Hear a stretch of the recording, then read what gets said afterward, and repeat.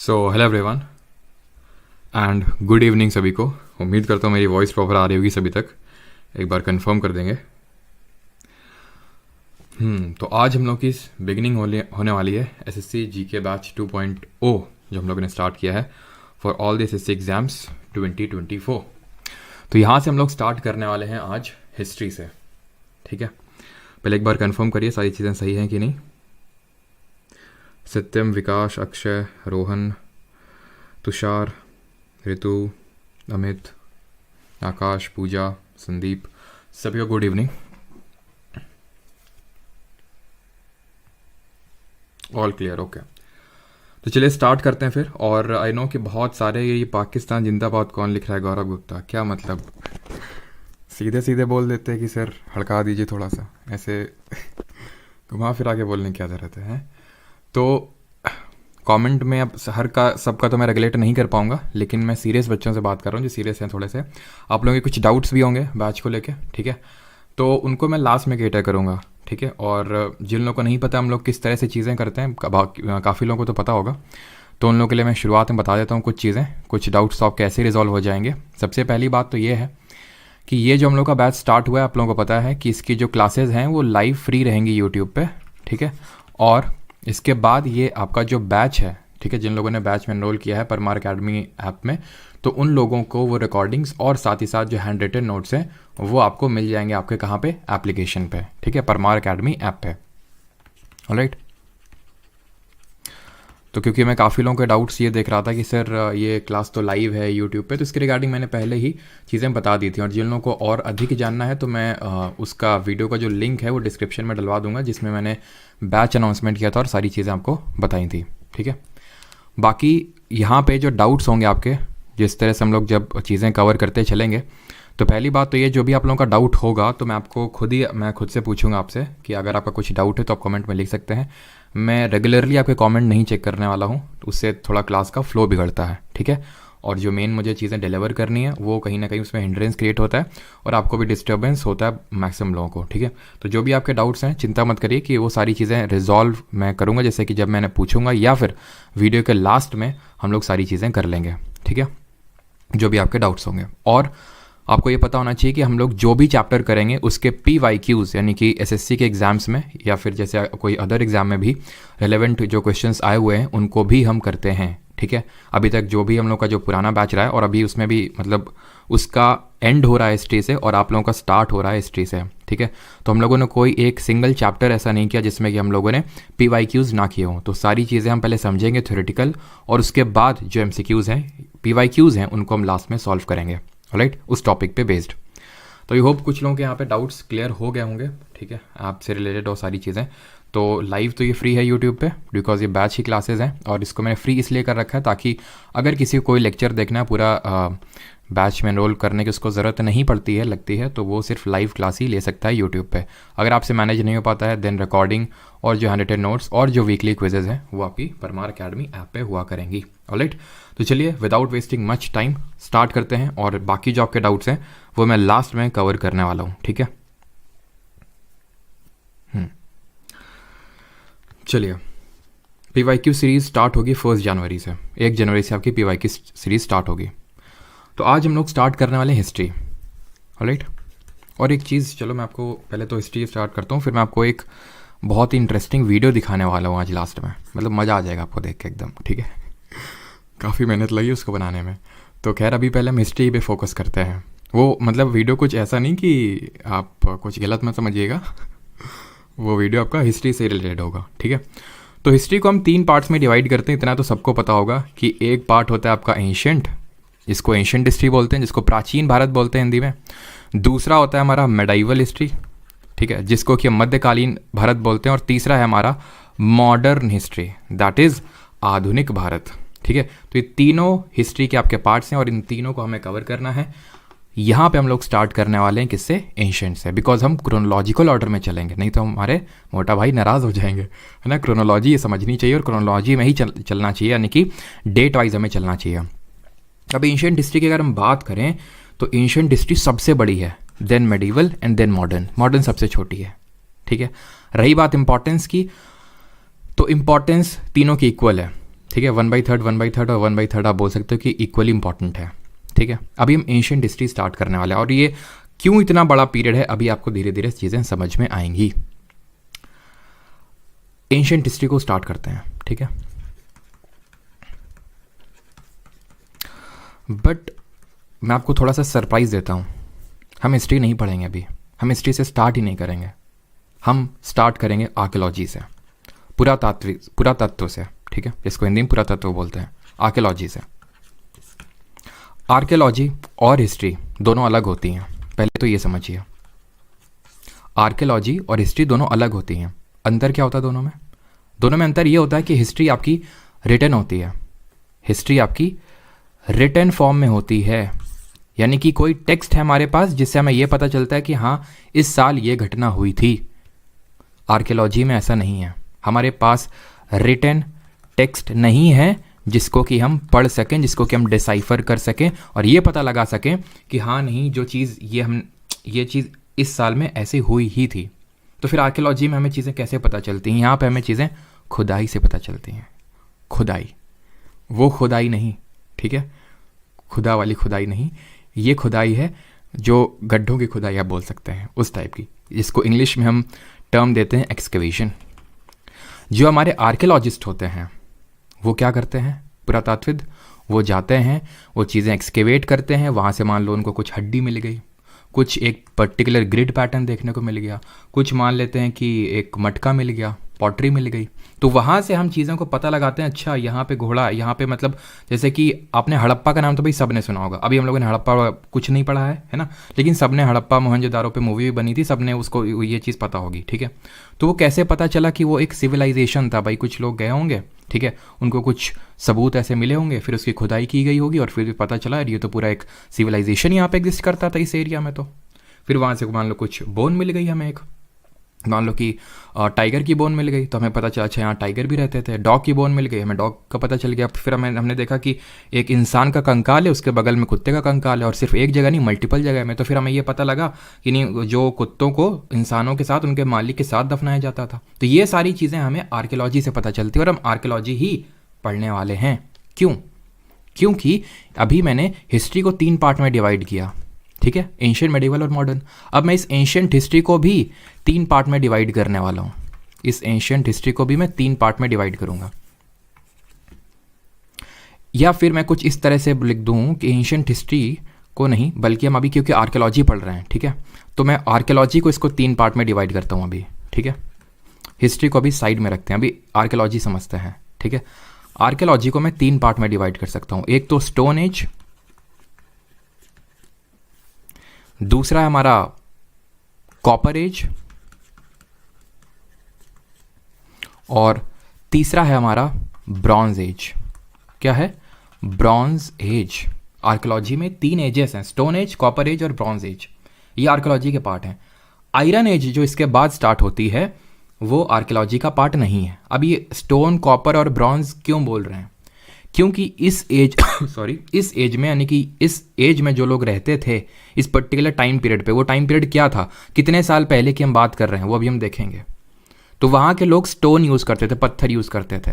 फिर धीरे धीरे उनको कॉपर के बारे में पता चला, फिर वो कॉपर यूज़ करने लगे पत्थर की जगह।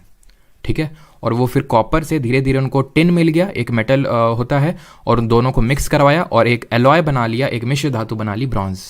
तो उस पर्टिकुलर एज को हम ब्रॉन्ज एज बोल देते हैं, जिस पर्टिकुलर एज में लोग ब्रॉन्ज का यूज़ कर रहे थे, पीतल का यूज़ कर रहे थे।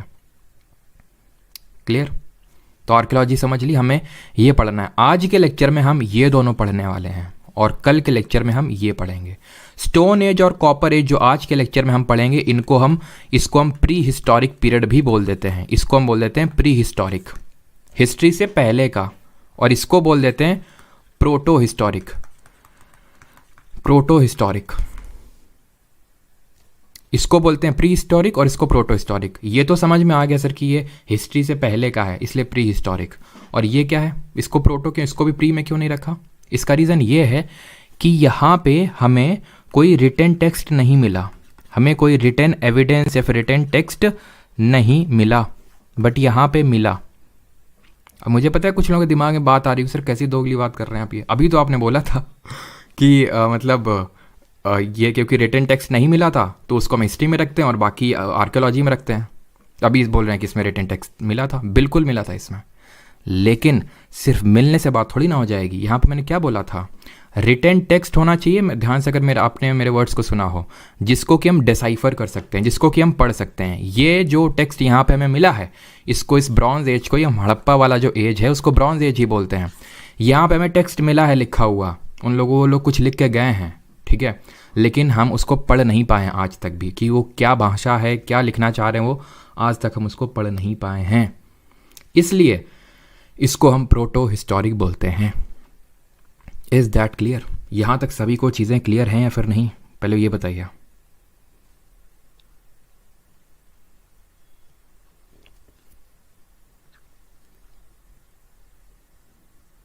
थोड़ा बेसिक से पढ़ाएं। अच्छा, बोला बेटा बेसिक, इतना बेसिक तो नहीं जा पाएंगे।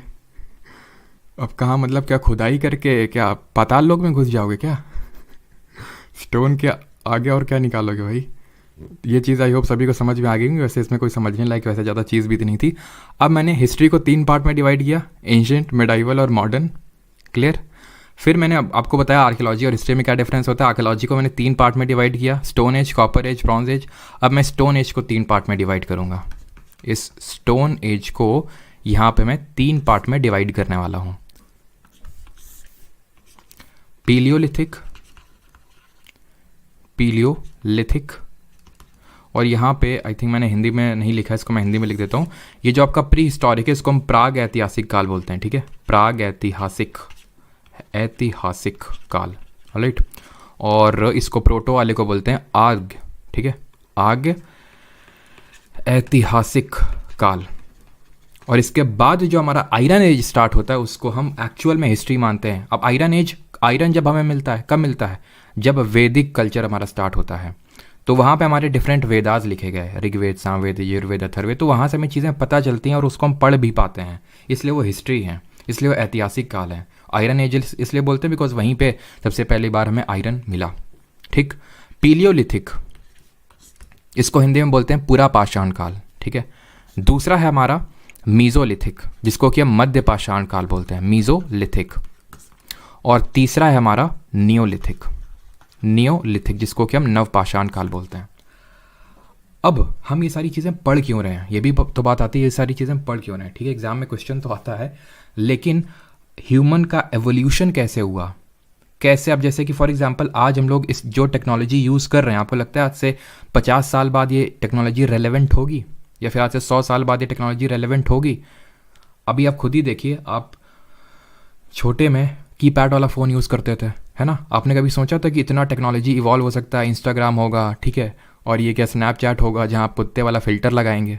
आपने कभी सोचा था? ये नहीं सोचा था। आज से 50, और अभी आप मतलब जो आपके ग्रैंड पेरेंट्स हैं उनको ये टेक्नोलॉजी समझ नहीं आती है ज़्यादा, ठीक है, और आप में से कुछ लोग हो सकता है मौज भी लेते हो। यही आपके साथ भी होगा आज से कुछ सालों बाद, 50-60 साल बाद, ठीक है, या फिर 50-60 साल तो बहुत ज़्यादा मैंने बोल दिया, जिस हिसाब से टेक्नोलॉजी इवॉल्व हो रही है उस हिसाब से तो 10-15 साल ही, ठीक है। उस तरह हमारा ह्यूमंस का भी एवोल्यूशन हुआ। हम पहले वो ह्यूमन एवोल्यूशन का, जैसे मैंने बताया, भी बहुत अच्छा वीडियो दिखाऊंगा लास्ट में, मज़ा आ जाएगा देख के एकदम, ठीक है। तो उसमें किस तरह से ह्यूमन का एवोल्यूशन हुआ। पहले हमने आग का खोज किया होगा, ठीक है, पहले तो ऐसे ही हम मार देते होंगे जानवरों को, है ना। फिर हमें पता चला होगा अच्छा खेती भी की जा सकती है, ये भी किया जा सकता है। धीरे धीरे धीरे धीरे हम एवोल्यूशन हमारा हुआ। तो ये हमें पता कैसे चला? हमारे आर्कियोलॉजिस्ट ने ये पता लगाया, जब उन्होंने खुदाई वगैरह करी तो उन्हें चीज़ें पता लगी। अब क्योंकि लिखी हुई चीज़ें तो थी नहीं, ऐसे ही थी जैसे कि कहीं पे मान लो कि कुछ पत्थर मिल गया, या फिर कुछ छोटे छोटे पत्थर मिल गए, या फिर कुछ मान लेते पॉटरी मिल गई, कुछ घड़ा मिल गया। इस तरह से हमने वहाँ पे पता लगाया कि अच्छा ये ऐसे ऐसे ये लोग इवॉल्व हुए थे। क्लियर? तो इसको मैंने बता दिया, ये इसको पूरा पाषाण बोलते हैं, मध्य पाषाण, और इसको बोलते हैं नवपाषाण। अभी स्टोन एज को हम स्टोन एज इसलिए बोलते हैं क्योंकि स्टोन का यूज़ होता था, यहाँ पे लोग स्टोन का यूज़ करते थे। तो फिर हमने इसको कैटेगराइज क्यों किया 3 पार्ट में? ये हमने कैटेगराइज किया on the basis of stone used, on the basis of stone tools. वो किस तरह के टूल्स यूज़ करते थे। जैसे कि पीलियोलिथिक में, पहले तो मैं अभी चलो थोड़ा सा मैं आपको ये रफ टाइम पीरियड बता देता हूँ, उसके बाद हम टूल्स पाएंगे कि किस तरह के टूल। जैसे ये बेसिक टूल यूज़ करते थे, बस पत्थर उठाया और उसी से मारा जानवर को और खा गए, मीजोलिथिक में क्या हुआ, फिर इन लोगों ने क्या किया, दो पत्थरों को ऐसे तोड़ा और एक पत्थर में थोड़ा सा नुकीला पत्थर बना लिया, जिससे उसको काटने के लिए उपयोग में ले आते थे ये लोग मीजोलिथिक में। नियोलिथिक में क्या करते थे, तो इसको पत्थरों में थोड़ा पॉलिश वगैरह करना सीख गई है। तो धीरे धीरे कैसे स्टोन में ही एवोल्यूशन हो रहा है स्टोन एज ही, लेकिन स्टोन में भी एवोल्यूशन हो रहा है, ठीक है। तो on the basis of stone tools हमने इनको 3 कैटेगरी में डिवाइड कर दिया। हम ये जब पीलियोलिथिक बोलते हैं तो कितने साल पहले की बात कर रहे हैं ये, तो इसको समझने के लिए हमें बीसी पढ़ना पड़ेगा। नहीं वो बीसी नहीं, गलत समझ रहे हैं आप, ये है बिफोर क्राइस्ट वाला बीसी। तो जब हमारे जीसस क्राइस्ट का जन्म हुआ था, मान लेते हैं इस साल जन्म हुआ था जीसस क्राइस्ट का जो हमारे ईसा मसीह हैं उनका जन्म मान लेते हैं इस पर्टिकुलर ईयर में हुआ था। इसके पहले के जितने भी ईयर्स हैं उनको संबोधित करने के लिए हम इस बीसी वर्ड का यूज़ करते हैं, ठीक। जैसे फॉर एग्जाम्पल अगर मुझे बोलना है, या फिर अगर मैं ये बोलता हूँ 200 बीसी, तो मैं ये बोल रहा हूँ कि जीसस क्राइस्ट के जन्म से 200 साल पहले की मैं बात कर रहा हूँ। अगर मैं बोलता हूँ 10,000 बीसी, तो इसका मतलब है कि मैं जीसस क्राइस्ट के जन्म से 10,000 साल पहले की बात कर रहा हूँ, ठीक है। इतनी चीज़ क्लियर। और इसके बाद वाला जो होता है उसको हम रिप्रेजेंट करते हैं एडी से। जैसे कि आज साल चल रहा है 2023, ठीक है, 2023 ईस्वी बोलते हैं इसको, हम हिंदी में ईस्वी बोलते हैं, या फिर इंग्लिश में इसको एडी बोलते हैं। एडी का मतलब होता है एनो डोमिनी, या फिर इसको हम कॉमन एरा के नाम से भी जानते हैं। क्लियर। तो जब मैं हिस्ट्री में बीसी का यूज करूंगा, खासकर एंशिएंट हिस्ट्री में आप अभी बीसी बहुत सुनोगे, ठीक है। तो ऑफेंड मत होना, बस ये समझ लेना कि बीसी का मतलब है कि जीसस क्राइस्ट के जन्म से पहले वाले की साल की बात हो रही है, ठीक। बट यहां पे आप एक इंपॉर्टेंट चीज नोटिस करेंगे कि जब मैं आपसे बोलूंगा कि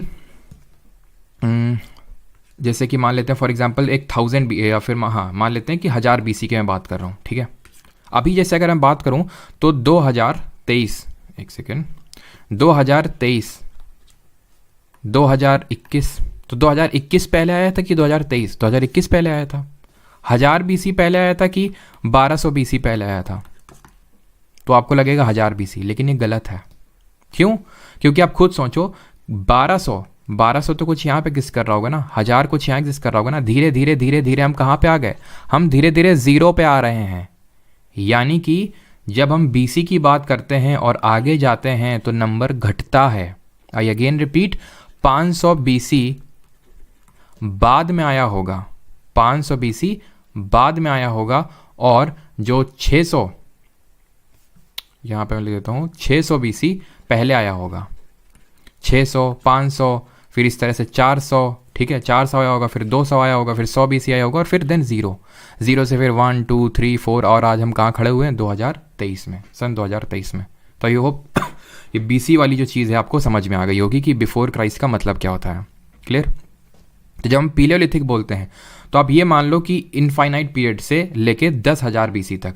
वैसे इंडिया में जो हमें पीलियोलिथिक साइट्स मिली हैं वो लगभग 5 लाख बीसी, जो हम, क्योंकि डिफरेंट टेक्निक्स होती हैं एज निकालने के लिए, उसको हम कार्बन डेटिंग बोलते हैं, तो उससे हमें एज पता चलती है, ठीक है। 5 लाख, ये मैंने आपको ज्योग्राफी में कुछ लोग जानते होंगे और कुछ लोग आगे पढ़ेंगे, ठीक है। 5 लाख बीसी से लेके 10,000 बीसी, ये है पीलियोलिथिक का टाइम पीरियड। मीजोलिथिक की अगर बात करें तो मीजोलिथिक जाता है 9,000 बीसी से लेके 4,000 बीसी। तो आप समझ रहे हैं कि 4,000 बीसी यानी कि हम, ये पहले का है, यानी कि 9,000 बीसी पहले हुआ होगा, 4,000 बीसी बाद में हुआ होगा, ठीक है। और जब हम नियोलिथिक की बात करते हैं तो 7,000 बीसी से लेके रफली 1000 बीसी तक। अब आपको ये लग सकता है कि सर 4,000 बीसी, 7,000 बीसी तो कुछ यहीं पे आ गया होगा, 9,000, 8,000, 7,000, 6,000, 5,000, 4,000, तो फिर 7,000 ये नियोलिथिक कैसे हो सकता है? देखिए, हर चीज़ें ट्रांजिशन में चलती हैं। ऐसे नहीं कि जो जैसे मान लेते हैं कि पीलियोलिथिक की कोई साइट है, ठीक है, तो यहाँ पे कुछ लोग रह रहे होंगे, ठीक है, यहाँ पे कुछ लोग रह रहे होंगे, आज से मान लेते हैं कि 20,000 बीसी में, ठीक है, 20,000 BC में। हो सकता है कि ये बाढ़ की वजह से या फिर कुछ ऐसा भूकंप वगैरह आया हो, ये लोग ख़त्म हो गए हों, लेकिन ये अभी भी ये चल रहे हैं। तो ये पीलियोलिथिक में भी थे और ये हो सकता है मीजोलिथिक में भी हो सकता है, नियोलिथिक में भी हो। तो सारी चीज़ें ट्रांजिशन में चलती हैं। तो कुछ ऐसी साइट्स हैं, साइट्स क्या होती हैं जहाँ से हमें ये पता चला कि हाँ यहाँ पीलियोलिथिक के लोग रहते थे, यहाँ मीजोलिथिक के लोग रहते थे, या फिर यहाँ नियोलिथिक के लोग रहते थे, तो उनको हम साइट्स बोलते हैं। ठीक है, तो वो अभी हम पढ़ेंगे कि कौन सी साइट पीलियोलिथिक है, कौन सी मीजोलिथिक है, कौन सी नियोलिथिक है, बिकॉज इससे क्वेश्चन बनता है। ठीक, तो मैं फिर से चीज़ों को समराइज़ कर देता हूँ। फिर सबसे पहले तो हमने पढ़ा हिस्ट्री के 3 टाइप्स, फिर हमने एंशिएंट हिस्ट्री को उठाया, फिर मैंने आपको ये बोला कि हिस्ट्री हम लोग अभी नहीं पढ़ रहे हैं, अभी हम लोग आर्कियोलॉजी पढ़ रहे हैं। हिस्ट्री और आर्कियोलॉजी में हमने डिफरेंस समझा। आर्कियोलॉजी में हमें 3 एजेस समझनी है, stone age, bronze age, iron age. Stone age, copper age और ब्रॉन्ज एज। तो ब्रॉन्ज एज हम कल देखेंगे, हड़प्पा वाला जो पूरा देखेंगे वो ब्रॉन्ज एज है। स्टोन एज और कॉपर एज आज देखेंगे। फिर मैंने स्टोन एज उठाया और स्टोन एज को मैंने फिर फर्दर 3 कैटेगरी में डिवाइड किया, पीलियोलिथिक, मीजोलिथिक और नियोलिथिक। इसको बोला पूरा पाषाण काल, मध्य पाषाण काल और नव पाषाण काल। मैंने आपको टाइम पीरियड बताया कि कब से लेके कब तक ये एग्जिस्ट किया। क्लियर। अब आते हैं पीलियोलिथिक पे, बट बिफोर दैट एक चीज़ ध्यान रखना कि जो हमारी अर्थ है ये रफली 4000 मिलियन साल पुरानी है। ये क्वेश्चन भी आया था आपकी सीजीएल मेंस पे भी इसी बार। ठीक है, हम ज्योग्राफी में पढ़ेंगे, कुछ लोगों को पता होगा कि हमारी जो अर्थ होती है उसके 3 पार्ट होते हैं। एक होता है क्रस्ट, मैंटल, कोर, भूपर्पटी, मैंटल और कोर। ये क्रस्ट 4 स्टेजेस में इवॉल्व हुई और उसकी जो 4th स्टेज थी, थर्ड, फर्स्ट, सेकेंड, थर्ड तक इस पृथ्वी पे कुछ नहीं था, कुछ नहीं। अभी ह्यूमन लाइफ इवॉल्व नहीं हुई थी। बट क्वार्टरनरी जब आई आपका, मतलब जो 4th स्टेज को हम क्वार्टरनरी स्टेज बोलते हैं, इस स्टेज को हम 2 कैटेगरी में डिवाइड करते हैं। एक को बोलते हैं प्लेस्टोसीन और दूसरे को बोलते हैं होलोसीन। ये प्लेस्टोसीन कुछ और नहीं बल्कि आइस एज है, यानी कि जब हमारी पृथ्वी पे भयंकर बर्फ पड़ती थी, बहुत बर्फ पड़ती थी।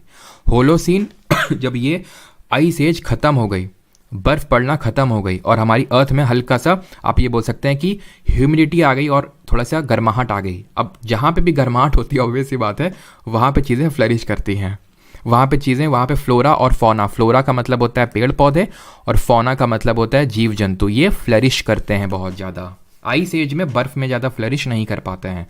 तो ये मैं बताया, ये चीज़ मैंने ये कंपोनेंट क्यों आपको बताया कि अब अर्थ हमारी 4000 साल पहले पुरानी है, उसकी 4 स्टेज ये है, प्लेस्टोसीन और होलोसीन 2 टाइप हैं। ये इसलिए बताया बिकॉज अब जब मैं आपको बताऊंगा कि जो हमारा पीलियोलिथिक है वो आइस एज के समय में एग्जिस्ट करता था, यानी कि वहाँ पे बहुत ज़्यादा लाइफ पॉसिबल नहीं थी, इसी वजह से बहुत ज़्यादा फ्लरिश नहीं कर पाया। ठीक है, तो चलिए अभी हम पीलियोलिथिक को पढ़ते हैं। ठीक है, पीलियोलिथिक, इस पीलियोलिथिक, और ये जो मैं लिथिक कर रहा हूँ, इस लिथिक का मतलब होता है स्टोन।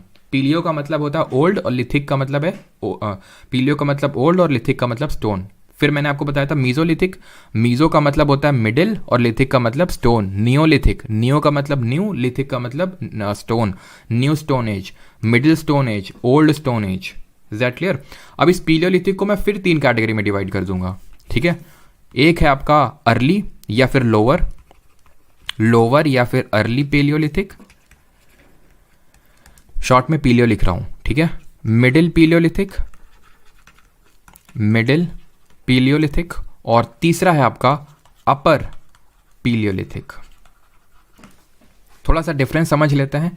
ये आपका था 5 लाख BC से लेके 5 लाख BC से लेके 50,000 BC तक। ठीक है, लोअर वाला।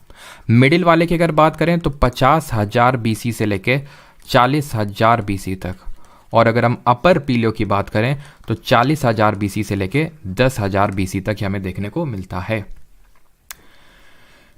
ये पूरा आपका आइस एज में चला था, लोअर और अर्ली वाला पूरा आइस एज में। तो आप ऐसा मान सकते हो कि यहाँ से एक्चुअल में हिस्ट्री स्टार्ट हो रही है। वैसे तो हमें पता है कि आर्कियोलॉजी है, हिस्ट्री नहीं है, क्योंकि हिस्ट्री का मतलब है रिटन एविडेंस हमारे पास। बट यहाँ से आपकी एक्चुअल में चीज़ें चालू हो रही हैं। 5 लाख से 50,000 तक के बीच में उसको हम अर्ली या फिर लोअर पीलियो बोल देते हैं। ठीक है, अब यहाँ की कुछ साइट्स इंपॉर्टेंट हैं। साइट मतलब जहाँ से हमें पता चला कि हाँ यहाँ पीलियोलिथिक के लोग रहते थे। वो कैसे पता चला? हमें स्टोन से पता चला, पत्थरों से पता चला कि वहाँ पे इस टाइप के पत्थर मिले तो ये पीलियोलिथिक में आएगा। ठीक है, तो यहाँ पे कुछ साइट हैं जो आपको पता होना चाहिए, जैसे कि यहाँ पे मैं लिख देता हूँ अलग से। ठीक है, लोअर पीलियोलिथिक साइट्स। ठीक है, ये चैप्टर थोड़ा सा हो सकता है कुछ लोगों को बोरिंग लग सकता है, लेकिन फिर भी मैं इंटरेस्टिंग बनाने की कोशिश कर रहा हूँ। लेकिन क्योंकि अब ये है तो फिर है, पढ़ना तो पड़ेगा ही क्योंकि क्वेश्चन आ जाता है इससे भी। ठीक है, तो लोअर पीलियोलिथिक साइट्स, सबसे पहले सोन या फिर सोहन वैली, ये आपका पड़ता है पंजाब में, जो प्रेजेंट डे। अब हम देखो, ऐसा नहीं कि भाई पीलियोलिथिक साइट सिर्फ इंडिया में ही है, अक्रॉस द वर्ल्ड है, डिफरेंट जगहों में और भी जगह है। तो एक्चुअल में ये माना जाता है कि इंसानों का जन्म एक तरह से, या फिर इंसान सबसे पहले धरती में अफ्रीका में है, जो अफ्रीका कॉन्टिनेंट है हमारा। ठीक है, बट हम इंडिया के पर्सपेक्टिव से हमें सारी चीज़ें पढ़नी है। ठीक है, बेलन वैली, बेलन वैली। अब ये बेलन वैली आप आगे भी देखोगे मेजोलिथिक वगैरह में, क्यों? क्योंकि यहाँ पे लोग पीलियोलिथिक में भी थे, है ना, पुराने तरह के भी स्टोन यूज़ करते थे। फिर हम वो अलग तरह के जो हम मेजोलिथिक में पढ़ेंगे उस तरह के भी स्टोन यूज़ करते थे, तो हमने बोला कि ये मेजोलिथिक साइट भी है। ठीक, तो बेलन वैली की अगर बात करें तो ये कहाँ पड़ती है? प्रेजेंट डे आप इसको बोल सकते हैं जो उत्तर, ये यूपी वाला एरिया है। ठीक है, या फिर यूपी नहीं, ये खैर आपका यहाँ पे जो करंट यूपी वाला एरिया ना, वहाँ पे पड़ता है ये। और ये इंपॉर्टेंट इसलिए बिकॉज यहाँ पे हमें कुछ गुफाएं, केव्स और रॉक शेल्टर्स मिले। ठीक है, केव्स एंड रॉक शेल्टर्स हमें देखने को मिले बेलन वैली से। डिडवाना एक आपका है, डिडवाना राजस्थान में ये पड़ता है आपका, ऐसे करके लिख देता हूँ मैं यहाँ पे, राजस्थान। नेवासा महाराष्ट्र। हुंसगी, कहीं कहीं पे आप इसको हुनासागी भी लिखा देखोगे। ठीक है, ये आपका कर्नाटक में है, कर्नाटक में हमें पता चला। पहलगाम, पहलगाम ये है आपका कश्मीर में।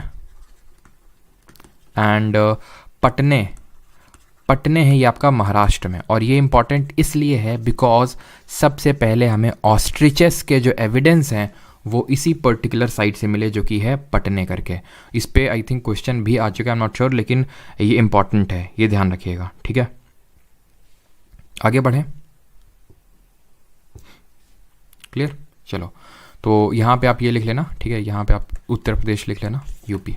ठीक, तो लोअर पेलियोलिथिक समझ गए सारी चीज़ें। अब आते हैं मिडिल पेलियोलिथिक पे। टाइम पीरियड मैंने बता दिया, इसमें साइट वगैरह आपको ज़्यादा याद करने की ज़रूरत नहीं है, बस इतना याद रखना है कि it was based upon flakes, it was based upon flakes, या फिर फ्लेक टेक्नोलॉजी भी आप लिखा हुआ कहीं पे देख सकते हो। फ्लेक क्या होता है?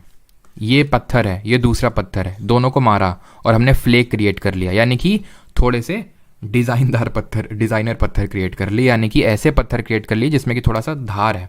अब ये जो पत्थर है उससे, जैसे फॉर एग्जांपल यहाँ के जो पीलियोलिथिक के लोग थे, ये कुछ एग्रीकल्चर वगैरह तो करते नहीं थे, ये करते थे आपके हंटिंग। ये क्या करते थे? हंटिंग करते थे और फूड की गैदरिंग करते थे। हंटिंग एंड फूड गैदरिंग करते थे, ये हंटिंग एंड फूड गैदरिंग का काम करते थे। जैसे अभी वो मैं वीडियो दिखाऊंगा तो वहाँ पे आप देखना कि जैसे मान लो हिरन पे मारा, ठीक है, पत्थर वत्थर फिर कुछ भी ऐसा बना के, और वो मर गया और उसको फिर खाया। अब मिडिल पेलियोलिथिक में आते आते इन लोगों ने फ्लेक का यूज़ करना चालू कर दिया, तो उससे जो फ्लैश मिला हमें, जो मीट इनको मिलता था, उसको ऐसे बढ़िया काट के ऐसे खाते थे। ठीक है, और इन फ्लेक्स को, ठीक है, हम फ्लेक टेक्नोलॉजी भी बोल देते हैं। अपर पेलियोलिथिक में अगर हम बात करें तो upper Palaeolithic it coincided with the last age of the Pleistocene, क्योंकि जो प्लेस्टोसीन है, आइस एज जो है हमारी, ये आप ये समझ लीजिए कि 10,000 BC तक चली थी बस। इसके बाद हम ये मान सकते हैं कि हमारा होलोसीन एज स्टार्ट हो गया था 10,000 BC के बाद। तो हम ये बोल सकते हैं कि कहीं ना कहीं, क्योंकि आप ये देखिए अपर पीलियो भी तो 10,000 तक ही है, तो ये अपर पीलियोलिथिक वाला कहीं ना कहीं ये लास्ट फेज ऑफ प्लेस्टोसीन से कोइंसाइड कर रहा है। ठीक है, लास्ट फेज ऑफ प्लेस्टोसीन से ये कोइंसाइड कर रहा है। क्लियर। और यहाँ पे आपको एक चीज़ ये ध्यान रखना है कि यहाँ पे है we see the appearance of modern type of man, जिनको हम बोलते हैं होमोसेपियंस। ये होमोसेपियंस आप में से कुछ लोगों ने नाम पहले सुना होगा। ये होमोसेपियन क्या होते हैं, कौन होते हैं? तो ये हम लोग होमोसेपियन ही हैं। It is a species to which all the modern human being belong. जितने भी इंसान इस पृथ्वी पर रह रहे हैं अभी, वो होमोसेपियन से ही बिलोंग करते हैं। पहले हम बंदर थे, फिर धीरे धीरे हमारा एवोल्यूशन हुआ, फिर हम होमोसेपियन बने। जैसे अभी कुछ एप्स होते हैं, बंदर होते हैं, जैसे कुछ बंदर होते हैं, कुछ अलग तरह के बंदर होते हैं, है ना, जो ज़्यादा चीज़ें समझ लेते हैं, कुछ इंसानों तरह, कुछ गोरिल्ला होते हैं, थोड़े इंसानों की तरह दिखते हैं। हम जो हैं वो होमो सेपियन की कैटेगरी में आते हैं, हम होमो सेपियंस की स्पीसीज़ हैं। वो सबसे पहले हमें अपर पैलियोलिथिक में देखने को मिलती है। क्लियर, इतनी चीज़ यहाँ तक? किसी को यहाँ कोई डाउट तो नहीं है? पहले ये बता दीजिए। और यहाँ पे ध्यान रखना, अपर पैलियोलिथिक जो स्टेज है, यहाँ पे मैं लिख देता हूँ, रुको, ठीक है, यहाँ पे मैं लिख देता हूँ, जो हमारी अपर पैलियोलिथिक है, यहाँ हमें देखने को मिलती हैं भीमबेटका। एक जगह पड़ती है मध्य प्रदेश में, यहाँ पे हमें केव्स देखने को मिलती हैं, ठीक है, केव्स और रॉक शेल्टर्स देखने को मिलते हैं भीमबेटका में, ठीक है। ये बहुत इंपॉर्टेंट, इसको एकदम रट्टा मार लीजिएगा कि जो भीमबेटका है वो एक्चुअली भोपाल के पास में मध्य प्रदेश में है। यहाँ पे केव्स और हमें रॉक शेल्टर्स देखने को मिलते हैं, ठीक है, रॉक शेल्टर जहाँ पे रॉक्स वगैरह रखी जाती हैं, ठीक है। और यहाँ पे जो अपर पैलियोलिथिक स्टेज है, यहाँ पे थोड़ा सा फ्लिंट डेवलप होता है। ये फ्लिंट क्या है? एक तरह का स्टोन होता है, जैसे फ्लेक टेक्नोलॉजी, तो वैसे यहाँ पे हमें फ्लिंट देखने को मिलता है। क्लियर। और इसकी कुछ और साइट हैं जो यहाँ पे आप लिख लीजिए। एक तो इनाम गांव, ठीक है, इनाम गांव, इसको हम चैल्कोलिथिक कॉपर वाली एज में भी देखेंगे, ध्यान रखना, ठीक है। और नेवाडा, ये दोनों पड़ती हैं महाराष्ट्र में, प्रेजेंट डे महाराष्ट्र में। और डिडवाना राजस्थान, ठीक है, डिडवाना राजस्थान में है। आई होप यहाँ तक सभी को सारी चीज़ें क्लियर होंगी। अब पैलियोलिथिक हमारा खत्म हो गया। मैं फिर से समराइज कर देता हूँ। स्टोन एज को मैंने 3 कैटेगरी में डिवाइड किया था, पैलियोलिथिक, मीजोलिथिक और नियोलिथिक। पीलियो को मैंने फिर 3 कैटेगरी में डिवाइड किया, लोअर या अर्ली, मिडिल और अपर। टाइम पीरियड ये था। पीलियो जो लोअर पीलियो था, उसकी हमें ये साइट याद करनी है कि वो कहाँ पे है, मैचिंग में आ सकता है। मिडिल में हमें सिर्फ इतना याद रखना है कि it was based upon flake technology, बस खत्म, साइट हमें याद करने की जरूरत नहीं है। अपर पीलियो की अगर हम बात करें तो it coincided with the last phase of Pleistocene, मतलब प्लेस्टोसीन आइस एज, वो यहाँ से स्टार्ट होता है और यहाँ पे खत्म हो जाता है। होमोसेपियन देखने को मिलते हैं। ये लोग जो हैं अपर पीलियो वाले फ्लिंट का यूज़ करते थे। भीमबेटका, इनाम गांव, नेवाडा और डिडवाना कहाँ कहाँ है ये पता होना चाहिए। और भीमबेटका तो बेहद इंपॉर्टेंट है, बिकॉज ये भीमबेटका हमें आगे भी देखने को मिलेगा। और जो पैलियोलिथिक के लोग थे, ये सिर्फ अभी जो जानवर थे उनको मार के खाते थे, यानी कि हंटिंग करते थे और खा लेते थे, अभी तक ये एग्रीकल्चर पे नहीं आए थे। Is that clear? अब आते हैं मीजोलिथिक पे। मीजोलिथिक, जिसको कि हम मिडिल स्टोन एज के नाम से भी जानते हैं। मीजो का मतलब होता है मिडिल, लिथिक का मतलब होता है स्टोन। क्लियर? ये हमारा वही 8 या फिर 9000, उतना लोड नहीं लेना, 8 या फिर कहीं 8000 कहीं 9000 आप लिखा देखोगे, ठीक है, से लेके 4000 BC तक चला। ट्रांजिशनल फेज था पैलियोलिथिक और नियोलिथिक के बीच में, यानी कि पैलियोलिथिक यानी कि पूरा पाषाण काल यहाँ से खत्म हुआ और नियोलिथिक यहाँ से स्टार्ट हुआ। सारी चीज़ें ट्रांजिशन में चल रही थी, ऐसा नहीं कि चलो खत्म हो गया, अब चलो मीजोलिथिक स्टार्ट हो रहा है, ठीक है। Warmer climate resulted in increased flora and fauna. अब गर्म हो गया ना क्लाइमेट, प्लेस्टोसीन आइस एज गई, अब तो वार्मर क्लाइमेट आ गया, तो इसलिए से फ्लोरा और फौना और बढ़ेगा। इसका डिस्ट्रीब्यूशन देखते हैं कि कहाँ कहाँ पे हमें इसकी साइट्स देखने मिलेंगी। तो ये साइट इंपॉर्टेंट है। लंगनाज, महसाना डिस्ट्रिक्ट, गुजरात। भीमबेटका, अगेन अभी आप बोलोगे सर वो तो अपर पीलियो में थी, तो बिल्कुल इसमें तो कोई डाउट ही नहीं होना चाहिए कि अपर पीलियो में थी। यही इसमें हमें मेसोलिथिक कल्चर भी देखने को मिलता है, ठीक है। चौपानी मांडो उत्तर प्रदेश में है, इनको याद करिएगा, अभी हम क्वेश्चंस करेंगे, ठीक है, प्रीवियस ईयर के, और देखना वहाँ पे ये क्वेश्चंस आपको देखने मिलेंगे। बीरभानपुर वेस्ट बंगाल में, बागोर राजस्थान, संगनाकल्लू कर्नाटक, टूटीकॉर्न तमिलनाडु, ठीक है। People lived in huts and paved floors, याद करने की जरूरत नहीं है, ये सारी चीज़ें आपको याद करने की जरूरत नहीं है। अब जो आपको याद करने की जरूरत है वो एक बहुत इंपॉर्टेंट चीज़ है, दैट इज कि यहाँ पे माइक्रोलिथ का एवोल्यूशन होता है। मीजोलिथिक पीरियड में हमें माइक्रोलिथ्स देखने को मिलते हैं। ये माइक्रोलिथ का मतलब क्या होता है? माइक्रो का मतलब छोटा, लिथ का मतलब अभी बताया स्टोन, छोटे स्टोन, छोटे पत्थर। पत्थर जो डिफरेंट तरह के होते थे, जैसे कुछ पत्थर ऐसे हो गए, मान लेते हैं कुछ इस तरह के पत्थर हो गए, ठीक है, कुछ इस तरह के पत्थर हैं, कुछ इस तरह के पत्थर हैं। डिफरेंट तरह के छोटे छोटे पत्थर डिफरेंट चीजों को यूज में लाने के लिए ये लोग बनाने लगे। पीलियो में क्या था? बेसिक सा पत्थर यूज कर रहे हैं अभी। याद रखिए, हमने स्टोन एज को पीलियो, मीजो और नियो किस बेसिस पे डिवाइड किया था? On the basis of stone tools. Palaeo वाले बेसिक वाले यूज कर रहे हैं, बेसिक पत्थर, ये क्या है?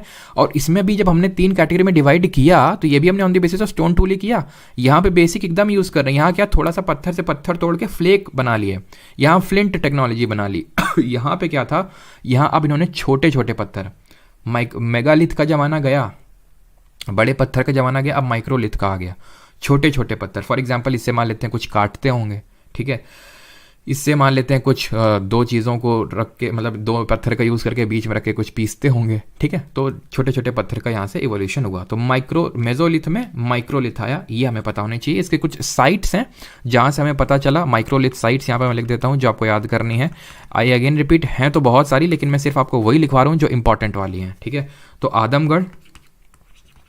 आदमगढ़ मध्य प्रदेश, ठीक है। बागोर राजस्थान, और यहाँ पे मतलब इसमें आपको ये तो याद करनी है। इसके अलावा जो बागोर, तो आई थिंक यहाँ पे लिखा हुआ है ना, ठीक है, लिखा हुआ है यहाँ पे। आदमगढ़ नहीं लिखा हुआ, तो आदमगढ़ आप यहाँ पे ऐड कर लीजिएगा, या तो रुको यहाँ तो यहीं पे ऐड कर देता हूँ मैं, ठीक है। आदमगढ़ मध्य प्रदेश, ठीक है। अच्छा, बागोर राजस्थान में एक चीज़ याद रखना कि यहाँ पे सबसे पहले हमें it provides, very important line, it provides earliest evidences of domestication of animals, यानी कि सबसे पहले जानवर रखे जाते थे इंसानों के द्वारा। डोमेस्टिकेट, जैसे हम पालते हैं, कुत्ते पालते हैं, बिल्ली पालते हैं, कुछ लोग शौक पालते हैं, तो वो पालने वाली जो चीज़ें हैं, सिस्टम है, वो हमें यहाँ से पता चली बागोर राजस्थान में कि हाँ, लोग जानवरों को भी पालते थे। तो ये कहाँ से पता चला? सबसे पहले अगर आपसे इस तरह से क्वेश्चन पूछ ले कि डोमेस्टिकेशन ऑफ एनिमल्स के बारे में, राहुल सिंह यादव ने 40 रुपये भेजे और ये लिखा है सर CGL-PY की कब से होगा? हाँ, हिंदी प्लीज़। ये 1 जनवरी से होगा राहुल जी, ठीक है। और पैसे भेजने की ज़रूरत नहीं है, आप वैसे भी पूछेंगे तो मैं आपके डाउट का आंसर करूंगा, लेकिन लास्ट में, ठीक है। अभी थोड़ा सा लेक्चर कर लेते हैं, बस थोड़ा सा, इसके बाद नियोलिथिक और बाकी है, ठीक है। तो अगर आपसे पूछ लेगा कि earliest evidence of domestication of animals कहाँ से पता चला, तो तुम बोलोगे मीजोलिथिक से। वो थोड़ा और घुसेगा, तुम भी और घुस जाना, पूछेगा कहाँ से मिला, साइट बताओ, बागोर राजस्थान, खत्म, ठीक। तो इसमें हमें सिर्फ इतना ही पढ़ना है, ठीक है। अब आ जाते हैं नियोलिथिक में। तो मेजोलिथिक में ये मत भूलना, माइक्रोलिथ वाला बहुत इंपॉर्टेंट है। अब आ जाते हैं नियोलिथिक पे, ठीक है। तो सबसे पहले हम नियोलिथिक के बारे में चीज़ें समझ लेते हैं, ठीक है। यहाँ पे मैं ड्रॉ करता हूँ लाइन, और नियोलिथिक यहाँ पे मैं लिखता हूँ, ठीक है। जो नियोलिथिक, न्यू का मतलब न्यू और लिथिक का मतलब स्टोन, ठीक है। तो न्यू स्टोन एज, ये लोग फूड प्रोड्यूसर्स थे। अब यहाँ से खाना हमें पता चल गया कि ये लोग फूड प्रोड्यूस करते थे। फूड प्रोड्यूस करते थे मतलब जैसे हम लोग कल्टीवेशन करते हैं, गेहूं चावल ये सब, ये करने लगे। हमें कैसे पता चलता है कि हमें वहाँ पे देखने को मिला क्या गेहूं चावल, फिर मिला भी तो हो सकता है कि वो अभी वाला गेहूं चावल वहाँ पे पड़ा हो। तो अभी मैं बताऊंगा वो कैसे हमें पता चला कि ये लोग फूड प्रोड्यूस करना नियोलिथिक से स्टार्ट किए थे। तो एक्चुअल में हम नियोलिथिक तभी बोलते हैं कहीं पे भी, किसी भी साइट को, जब हमें वहाँ पे फूड के एविडेंसेस मिल जाते हैं। जब तक नहीं मिलते हैं तब तक हम उसको बोलते हैं मीजोलिथिक।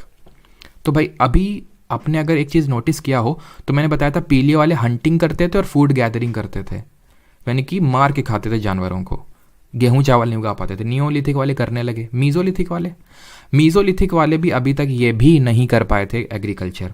ये भी एक तरह से ये थे, आप बोल सकते हो, हंटर्स और हर्डर्स से, ठीक है। झुंड में अब घूमना स्टार्ट कर दिए थे ये हंटर्स, ये भी थे अभी, ठीक है। तो डोमेस्टिकेशन ऑफ एनिमल तो मीजोलिथिक से पता चला, लेकिन नियोलिथिक में ये फूड प्रोड्यूस करना स्टार्ट कर दिए। क्लियर है?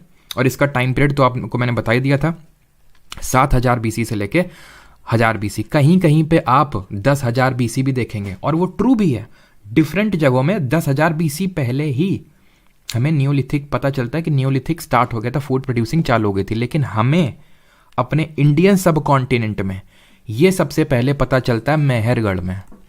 मेहरगढ़ जो अनफॉर्चुनेटली प्रेजेंट डे पाकिस्तान में, बलूचिस्तान जो जगह पड़ती है, आपको पता होगा, बलूचिस्तान प्रोविंस, वहाँ पड़ता है ये। लेकिन जब ये एक्सकेवेट हुआ था, मिला था, तो ऑब्वियस सी बात है इंडिया में ही था, ठीक है। तो मेहरगढ़ बलूचिस्तान में हमें सबसे पहले मिलता है गेहूँ वगैरह, वीट। तब हमें पता चलता है अच्छा, इससे पहले हमें कोई ऐसा साइट मिला ही नहीं है कि जहाँ पे हमें इससे पहले के कुछ एविडेंस मिले हो कि नहीं 7000 BC से पहले का भी हो। तो अर्लीस्ट जो साइट मिली है नियोलिथिक की, वो मेहरगढ़ है जो बलूचिस्तान में है। क्लियर है इतनी चीज़? थोड़ा सा यहाँ पे चीज़ें देख लेते हैं। मेहरगढ़ में एविडेंस ऑफ हाउस मिले, क्रॉप्स लाइक वीट मिला, बार्ले, कॉटन यहाँ से देखने को मिला, ठीक। सन ड्राइड ब्रिक्स, थोड़ी सी धूप में सुखाई गई ईंटें मिली, ठीक है, उतनी इंपॉर्टेंट नहीं है, ये आपको नोट नहीं करना है, ये ध्यान रखना। ये वीट, ये वाला वीट, बार्ले, कॉटन वाला, ठीक। कश्मीर वैली में आते हैं, ये तो मेहरगढ़ की बात करें। जैसे कि अगर मैं ये इंडिया की बात करूं तो यहाँ पे कहीं की ये बलूचिस्तान आपको देखने को मिलेगा, पाकिस्तान में, ठीक। ऊपर चलते हैं कश्मीर में। तो कश्मीर में 2 साइट है, बहुत इंपॉर्टेंट है, मतलब भूलना मत, उसका नाम भूल जाना लेकिन इन दोनों का नाम नहीं है, ठीक है। उसका से मेरा मतलब है बुक का नाम, लेकिन इसका नाम मत भूलना है दोनों का, बुरज़ाहोम और गुफ कराल। अब इसके बारे में हम पढ़ेंगे, ठीक है, लेकिन अभी थोड़ा सा चलिए पढ़ ही लेते हैं हम। बुरज़ाहोम हमें क्या मिलता है? बुरज़ाहोम में सबसे पहले हमें ये देखने को मिलता है, बुरज़ाहोम का मतलब होता है a place of birch. Birch का मतलब होता है, बर्च एक तरह का ट्री होता है,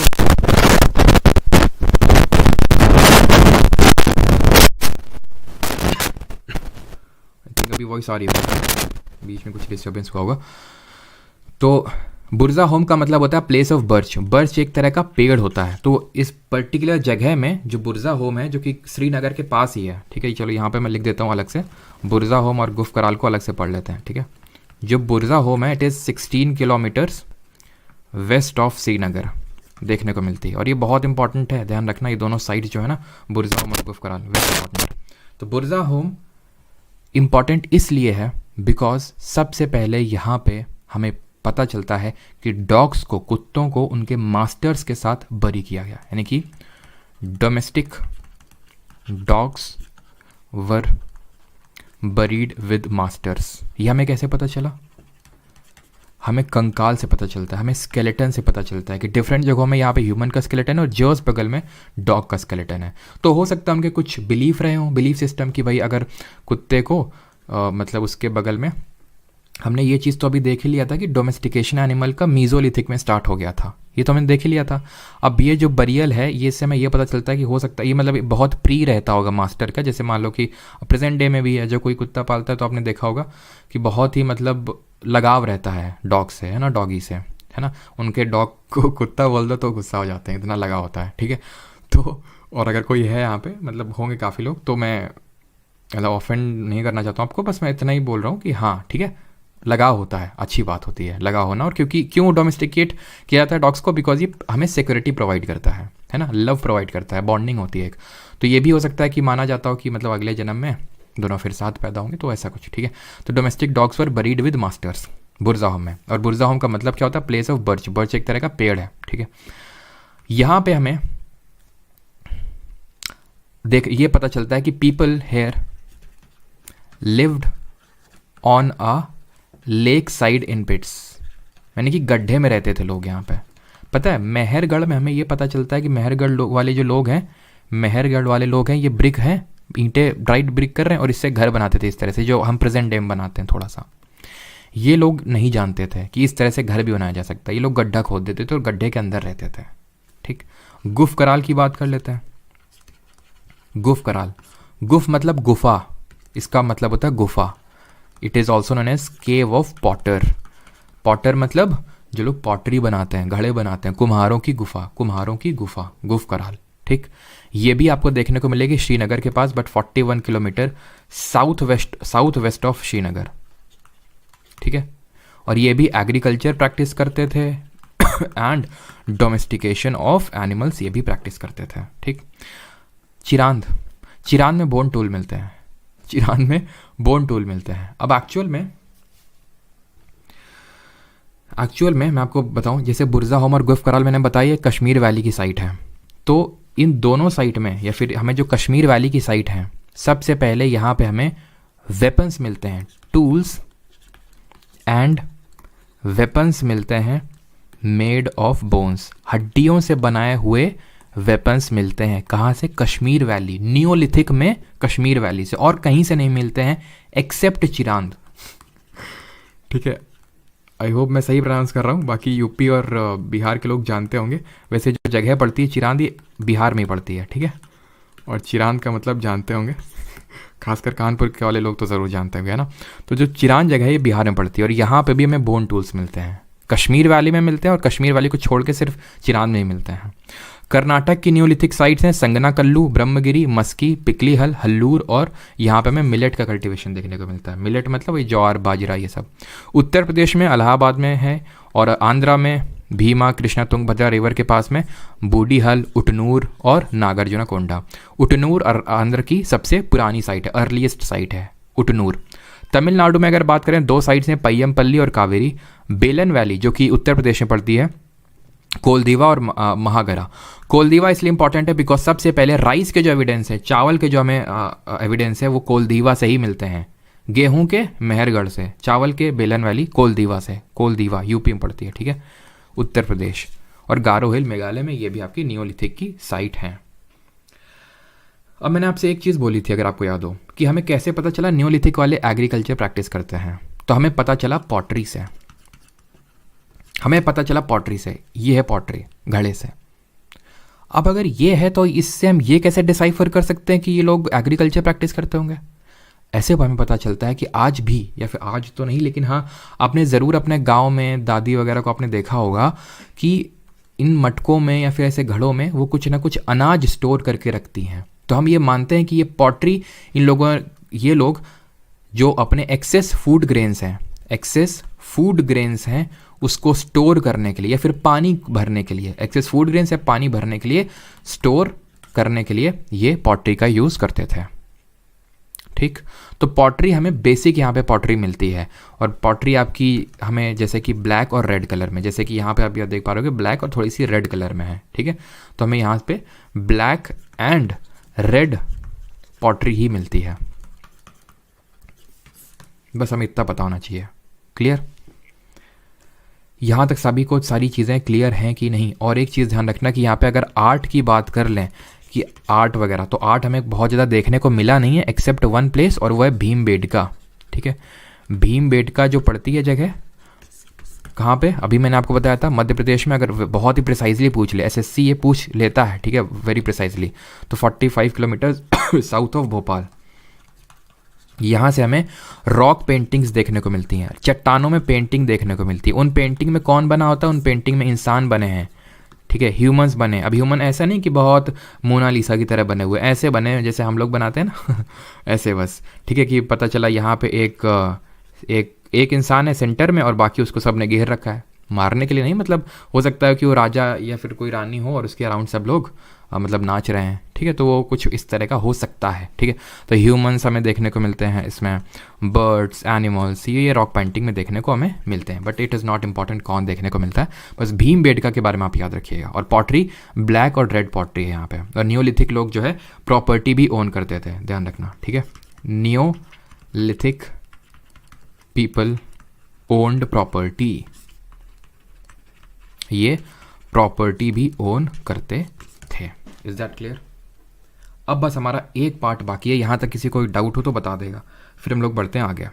इसके बाद बस हमारा छोटा सा टॉपिक बचा है, बहुत छोटा सा है, चाल्कोलिथिक, फिर हम लोग आगे बढ़ेंगे। ये लेकिन एज का है सर, ये लेकिन मेजोलिथिक एज का सर, क्या रितेश?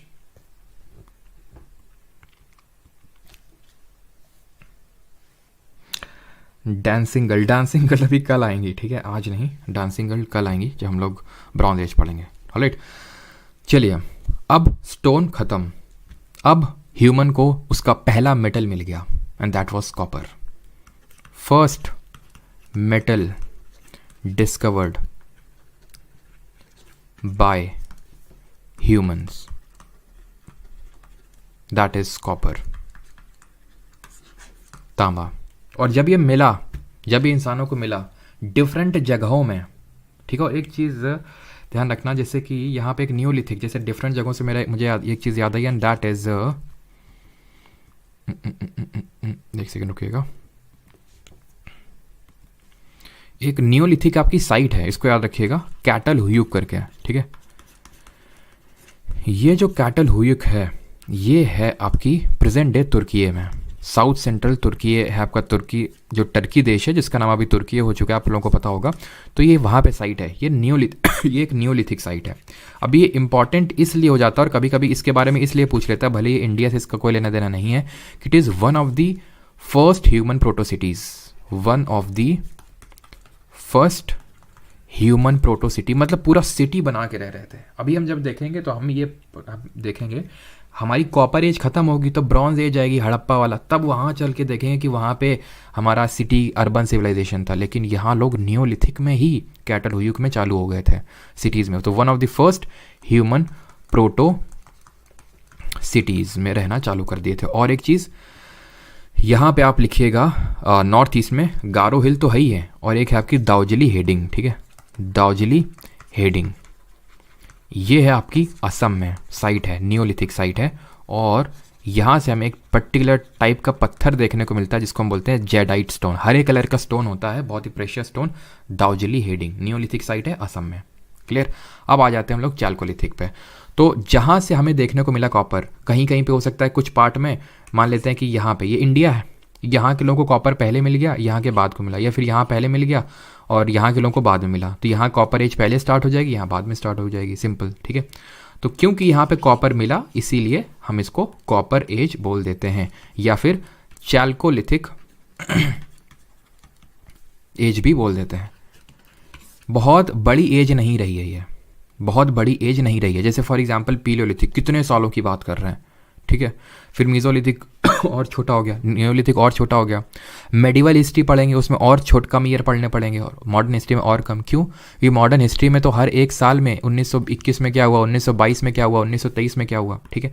अब यहाँ हमें थोड़ी ना पता है कि मान लो कि 20,000 BC में ये हुआ, 20,001 BC में ये हुआ, हमें नहीं पता है। तो इस वजह से यहाँ पे जो टाइम पीरियड है वो बहुत बड़ा हो जाता है, ठीक है, एंशिएंट हिस्ट्री में। तो चालकोलिथिक आप समझ गए। तो चालकोलिथिक एज वाले लोग थे, ये अभी भी रूरल कम्युनिटी ही थे, ठीक है। ऐसा नहीं कि अभी लोग शहरी हो गए, ये रूरल कम्युनिटीज़ में ही आएंगे आपके, ठीक है। इसकी कुछ साइट्स हैं चालकोलिथिक साइट, वो इंपॉर्टेंट है। अब एक चीज़ को आप यहाँ पे नोटिस करेंगे कि जो चालकोलिथिक साइट है, यानी कि जहाँ जहाँ से हमें ये पता चला कि यहाँ के लोग कॉपर यूज़ करते थे नियोलिथिक के बाद में, वो राजस्थान, मध्य प्रदेश और महाराष्ट्र के अराउंड ही कंसंट्रेटेड रहेंगे। यानी कि ये जो हमारा पार्ट है इंडिया का, यहाँ पे कारण सिंपल, कॉपर यही मिलता है। ज्योग्राफी में हम पढ़ेंगे कि खेतरी माइंस कहाँ है, जरा बताइए। मलज खंड कहाँ है बताइए जल्दी से। ये जो माइंस हैं ये कॉपर की माइंस हैं, यहाँ से कॉपर मिलता है, तांबा मिलता है हमें। खेतरी माइंस राजस्थान, मलज खंड मध्य प्रदेश, जहाँ कॉपर मिलेगा वहीं तो ये साइट डेवलप होंगी। और मिनरल्स कहाँ मिलते हैं हमें, धातुएं, ईस्टर्न इंडिया में मिलते हैं, इसलिए थोड़ा बहुत ईस्टर्न इंडिया में डेवलप हो गया। लेकिन ज़्यादातर हमें कहाँ मिलते हैं, ज़्यादातर हमें, मैंने अभी बताया, जो राजस्थान और ये मध्य प्रदेश वाला बेल्ट है वहाँ पे। इसलिए चालकोलिथिक साइट हमें यहीं पे डेवलप होती मिलेंगी। राजस्थान में 2 जगह, अहर और गिलुंद, ठीक।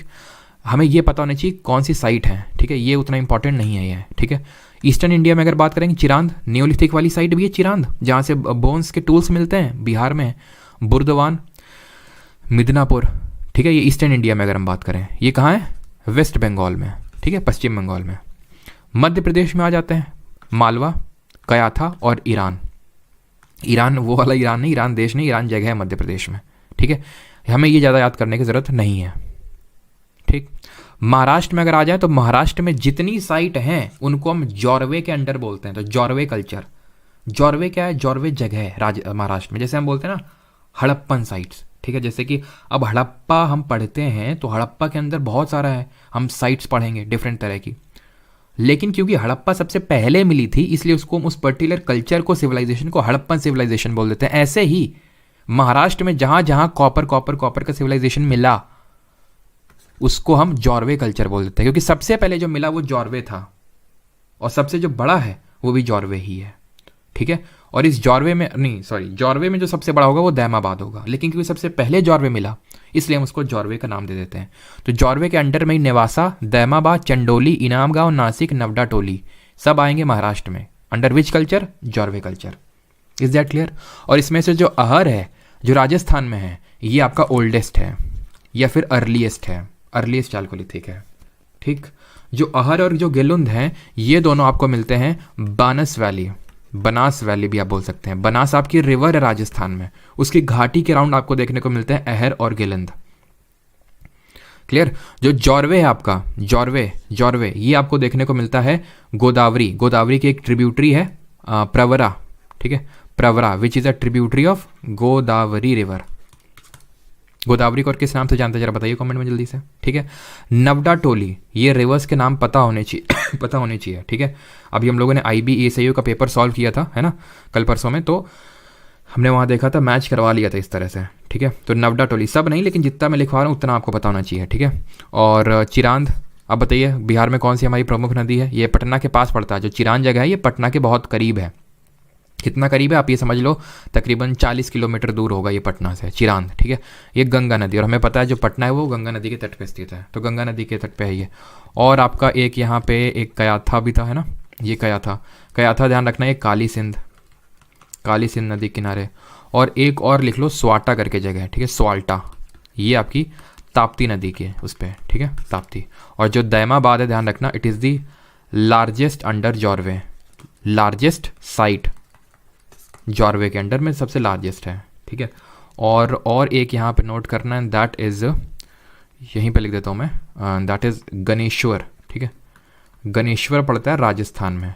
और ये बस इसलिए इंपॉर्टेंट है कि यहाँ से हमें बहुत सारे टूल्स कॉपर के मिलते हैं, मतलब बहुत सारे टूल्स मिलते हैं यहाँ पे, ठीक है।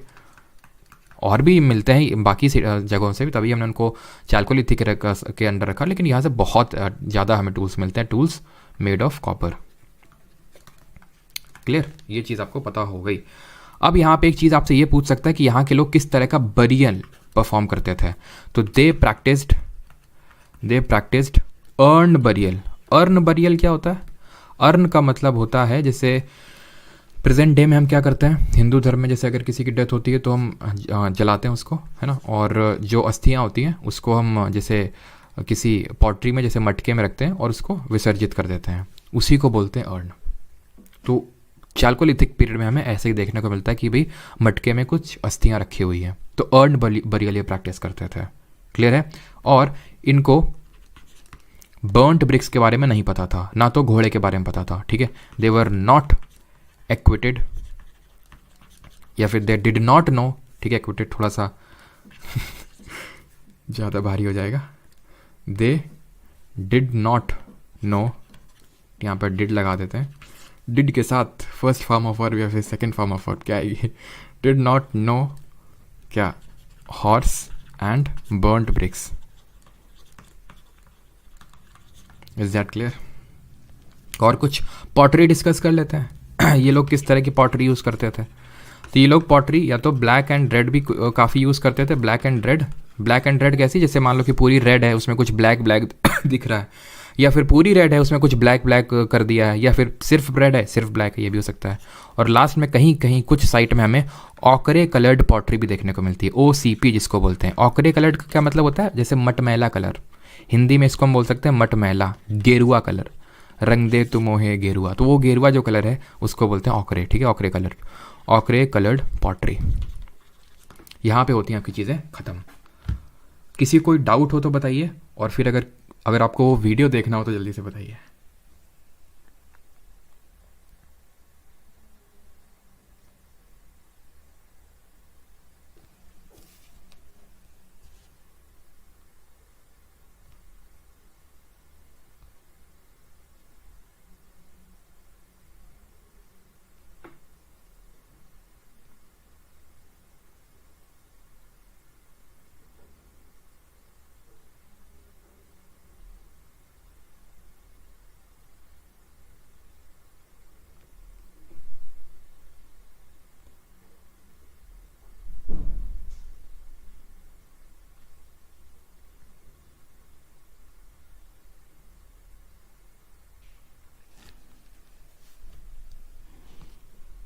सर हिंदी लैंग्वेज पढ़ा, अब इसमें हिंदी में क्या, सारी चीज़ें तो हिंदी में बताई मैंने। अब ये जो जगहों के नाम है इसको भी मैं हिंदी में कन्वर्ट कर दूं क्या? चिरांद, बुडवान, मिदनापुर, मालवा, कयाथा, इसको भी मैं हिंदी में कन्वर्ट कर दूं अब।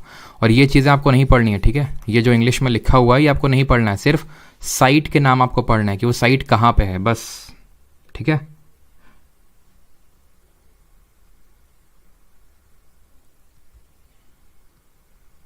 हैंड रिटन नोट्स दोनों बैच में सेम रहेगा ना सर? हैंड रिटन नोट्स मिलेगा आपको, चिंता ना करो आप, ठीक है।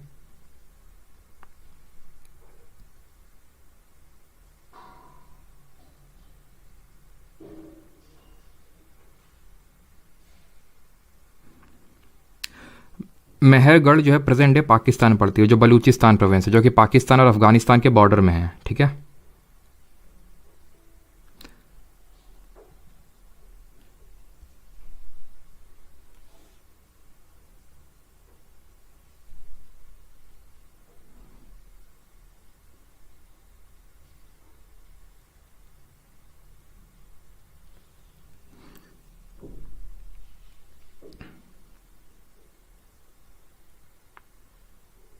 व्हेन वॉज फायर डिस्कवर्ड, तो फायर तो अगर मैं बात करूँ तो फायर डिस्कवर तो ये पीलोलिथिक में हो गई थी, बट उसका जो यूज़ है वो मेजोलिथिक में स्टार्ट हुआ था, ठीक है। आप में से किसी ने डाउट पूछा था। सर बुक में तो बहुत ज़्यादा दे रखा है, तो अब ज़्यादा दे रखा है तो ये मेरी गलती है क्या? अब जो यहाँ पे मैंने जितनी चीज़ें बताई हैं सिर्फ आपको उतनी याद करनी है, ठीक है। बुक में कितना दे रखा है, कौन सी बुक में कितना दे रखा है मुझे नहीं पता।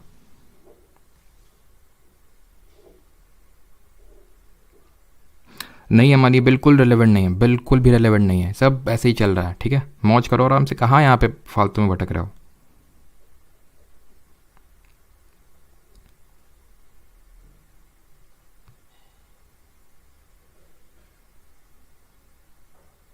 फ्लिंट एक तरह का स्टोन होता है Sumit, flint is a type of stone.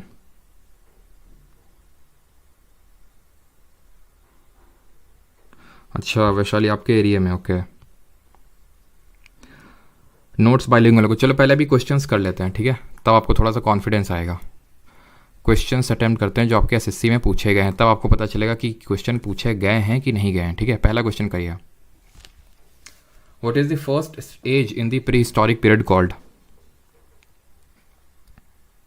पहला question.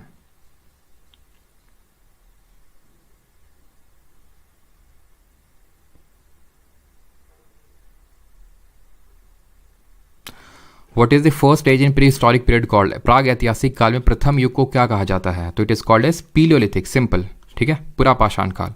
Which of the following is known as the old stone age? Mesolithic, Neolithic, Palaeolithic या फिर more than one of the above?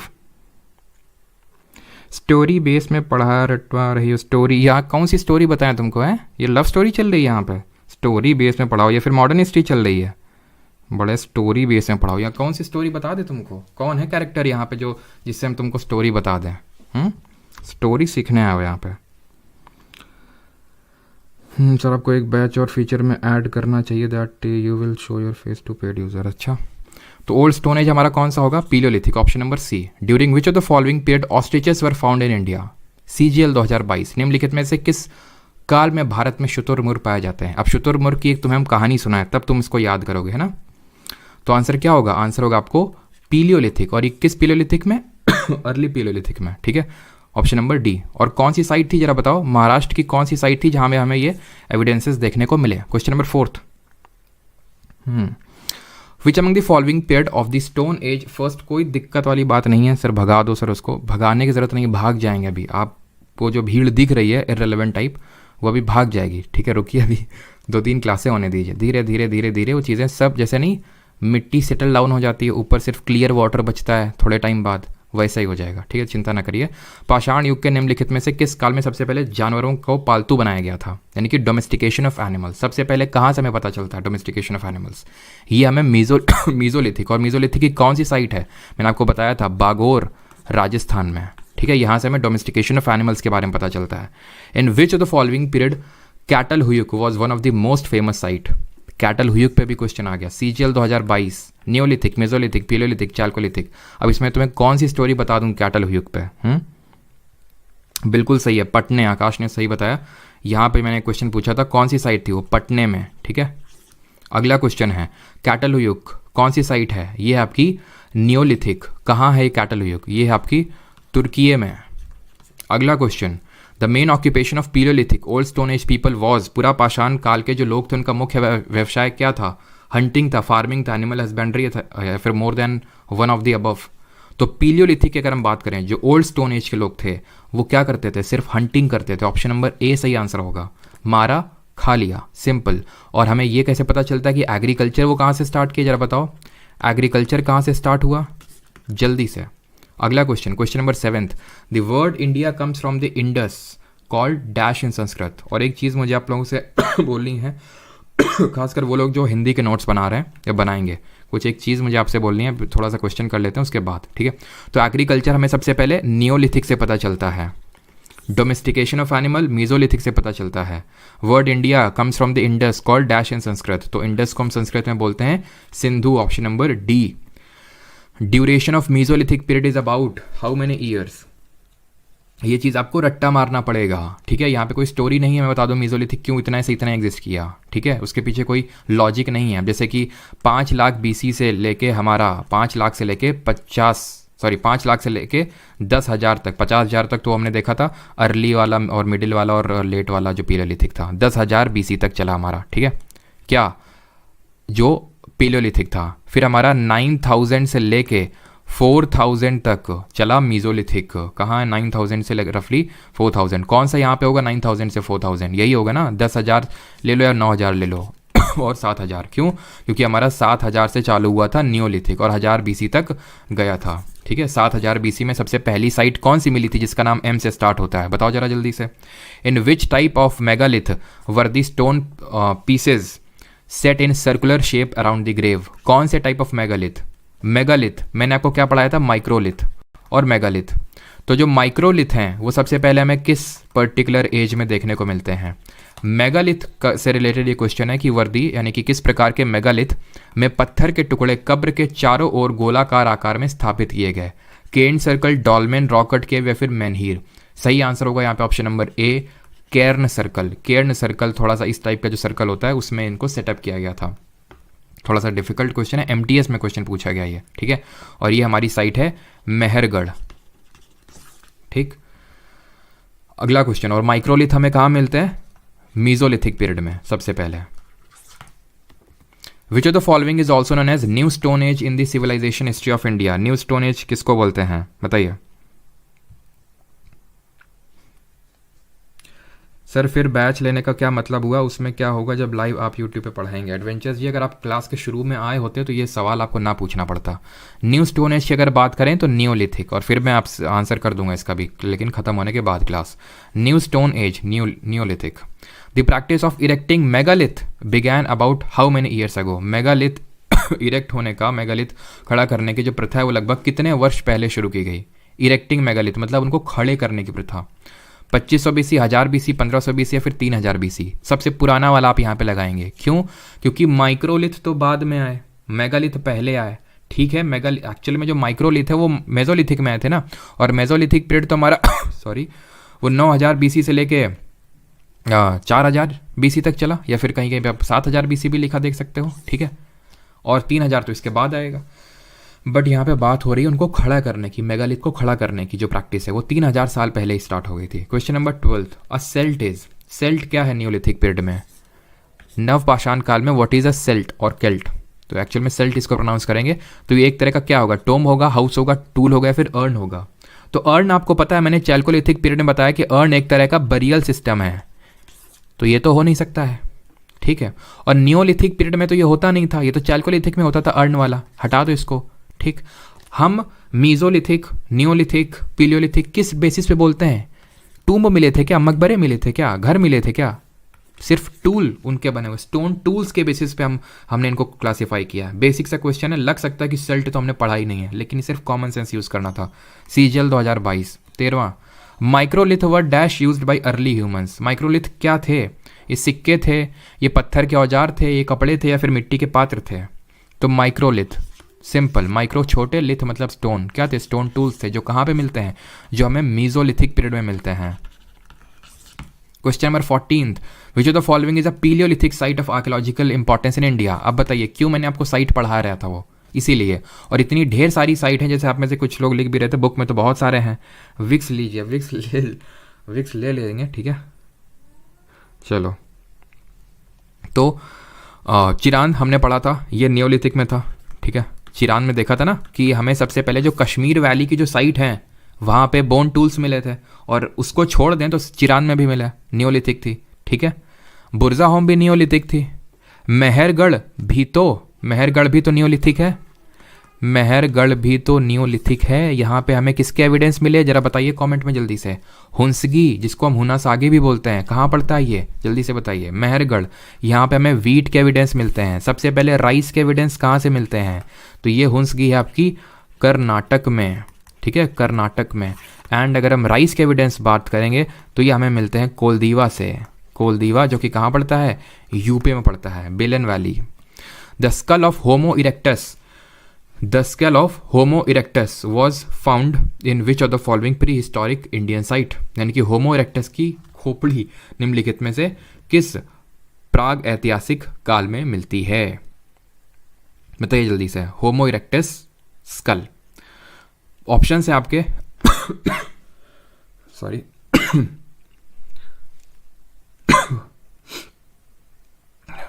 Sorry.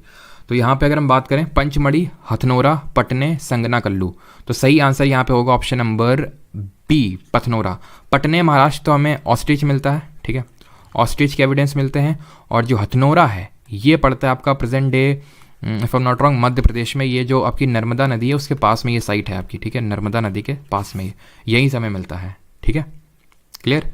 आगे बढ़ते हैं 17th 16th मिसिंग है इसमें, चलो कोई नहीं। नेम द केव और rock shelter used by human beings in the upper Palaeolithic phase. तो कौन सा केव या फिर रॉक शेल्टर है जो ह्यूमन बींग्स ने यूज़ किया अपर पैलियोलिथिक फेज में, तो हमें पता है वो एक ही कौन सा है, वो है हमारा भीमबेटका रॉक शेल्टर, जो कहाँ पड़ता है, मध्य प्रदेश में, भोपाल से 45 किलोमीटर दक्षिण की ओर, ठीक है। क्वेश्चन नंबर 18 ये आया हुआ है IBACIO में। यहाँ पे चैल्कोलिथिक कल्चर साइट दी हुई है और वो किस नदी नदी के किनारे स्थित है ये आपको बताना है, जल्दी से बताइए। होमो इरेक्टस का मतलब होता है ह्यूमन का स्कल, खोपड़ी, ठीक है। होमो इरेक्टस का मतलब होता है ह्यूमन की खोपड़ी। यहाँ पे मैं लिख देता हूँ, कहाँ गया ये, ह्यूमन स्कल लिखा तो हुआ यार ये, ठीक है, ह्यूमन स्कल। चलिए तो इसको हम मैच करते हैं। तो मैंने आपको बताया था दो साइड्स थी हमारी, अहर और गिलविंद, ठीक है। तो ये दोनों कहाँ पे थी, बानस वैली, अहर और गिलुंद, तो ये 4 हो जाएगा। कयात मैंने बताया था काली सिंध, के से कयात और के से काली सिंध, ठीक है। और स्वालदा बताया था लास्ट में, अगर आपको याद हो, स्वालदा ताप्ती। तो 4 3 1 और बच गया 2, तो 4 3 1 2, ठीक है, 4 3 1 2, option number B. Question number 19 ये भी IBACIO में क्वेश्चन पूछा गया 2021। लंगनाज, संगनाकल्लू, गौरीगुन डाम, चौपानी, मांडो, बताइए जल्दी से आंसर क्या होगा। ये आपकी कौन सी साइट है, मीजोलिथिक साइट है। अगर आपको याद आ रहा हो तो मैंने मीजोलिथिक साइट आपको ये सारी उसमें थी जो हम लोगों ने वो चार्ट देखा था उसमें, ठीक है। तो लंगनाज की अगर बात करें तो ये है आपका गुजरात में। संगनाकल्लू साउथ इंडिया का नेम है, तो ऑब्वियस सी बात है उत्तर प्रदेश तो हो नहीं सकता। अगर बी का जहाँ पे भी हमें कुछ 1 ओके, ठीक है, बी का यहाँ पे होगा कर्नाटक में ये, ठीक है। गौरी गुन डाम, गौरी गुन, अब ये गौरी टाइप जो नाम है ये आपका है तेलंगाना का। चौपानी मांडो होगा आपका उत्तर प्रदेश का। तो 4 2 1 3 will be the correct answer, option number C, alright. और यहाँ पे आखिरी क्वेश्चन है, जल्दी से आप सॉल्व करिए, क्वेश्चन नंबर 20 और आंसर बताइए।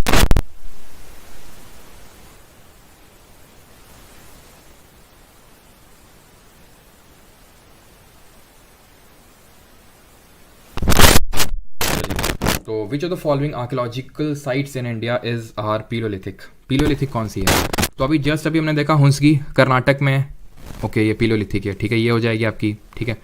इनाम गांव तो ये आपकी चाल्कोलिथिक में आएगी, ठीक है, और नियोलिथिक में तो ये तो होगी नहीं, ठीक है। चिरांद ये आपके नियोलिथिक में आएगी, इसको आप हटा सकते हैं। मेहरगढ़ नियोलिथिक में आएगी, इसको हटा सकते हैं। 3 4 जहाँ आपको देखने को मिले उनको आप हटा सकते हैं। 1 और 5 तो होगा ही होगा, भीमबेटका और ये, ठीक है। बस ये देखना है 2 होगा कि नहीं होगा। तो पैलियोलिथिक में आपका इनाम गांव, अच्छा सिर्फ पैलियोलिथिक ही लिखा है, ओके ठीक है। तो जो इनाम गांव है वो हमने देखा था अपर पैलियोलिथिक में आ रहा था, यानी पैलियोलिथिक का जो लास्ट स्टेज था उसमें ये आ रहा था, ठीक है। तो इसलिए ये भी होगा आपका ऑप्शन नंबर सी। 1 2 एंड 5 यहाँ पे होते हैं आपके क्वेश्चंस खत्म।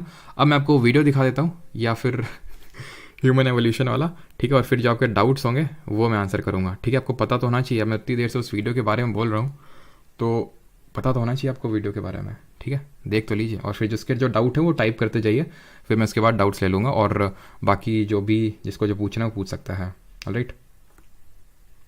अब इसमें हिंदी में क्या था यार, एकदम गधे हो गया एकदम, हैं हिंदी में क्या, मैं इस साइट के नाम भी हिंदी में बताऊँ, ये क्वेश्चन हिंदी में नहीं है, या फिर एकदम रिजिड माइंडसेट लेके आए हो। मैंने आपको पहले ही बोल दिया था मैं किस तरह से चीज़ें करवाता हूँ, पहले देख लो, ठीक है, तभी बैच में आना। और जिन लोगों ने अभी एनरोल नहीं किया, मैं उन लोगों को फिर से रिपीट करूँगा कि पहले आप एक बार देख लीजिए कि मैं किस तरह से पढ़ाता हूँ, तभी बैच में एनरोल करिएगा, ठीक है। ह्यूमन एवोल्यूशन यहाँ पे थोड़ा सा देखते हैं अभी। आई होप आपको वॉइस आएगी ढंग से।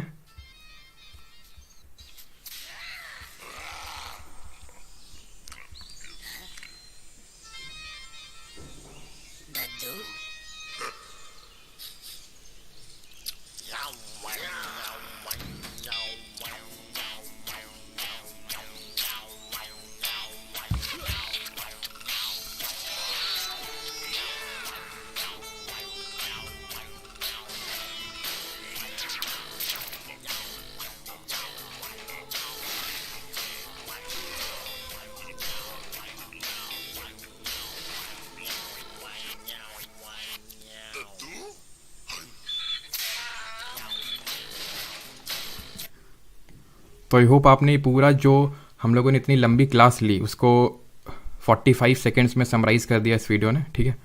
तो चलिए अब जो डाउट्स हैं वो मैं ले लेता हूँ, ठीक है। तो सबसे पहली बात तो ये जो आज पहली क्लास है, क्योंकि बीइंग फर्स्ट क्लास